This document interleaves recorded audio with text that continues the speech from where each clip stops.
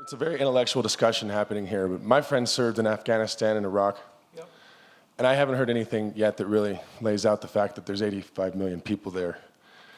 And war is not intellectual once it breaks out. So I hope everybody takes seriously what it means to unleash weapons onto a population and onto cities. And Iran is a very progressive society compared to historically. This is I think we're getting lost in intellectualism. It's good that we discuss things and we're calm, but we must remember that war is hell, and my friends fight this war, and your kids fight this war. And we're a pretty wealthy room here, and we should remember we're talking about a lot of small communities suffering. So can you please maybe just give a moment of what you think?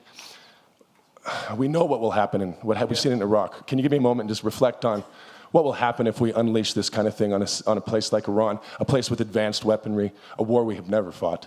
Yeah, no, I think it would be a catastrophe for the United States. I mean, I ran the Middle East Bureau for Colin Powell in the State Department in the run-up to the war in Iraq in 2003. That's, I think, the biggest foreign policy mistake that the United States made in a long time, which huge consequences in terms of American blood and treasure, but also in terms of, what it did to Iraq, the way in which it helped open up the landscape in a way for the expansion of Iranian influence, too. No, I think you're absolutely right to think of this in human terms, not abstract ones either. And, that's why I think, again, it's always important to try to employ diplomacy as your tool of first resort. It's not always going to work. It has to be backed up by the leverage that comes with the potential use of force.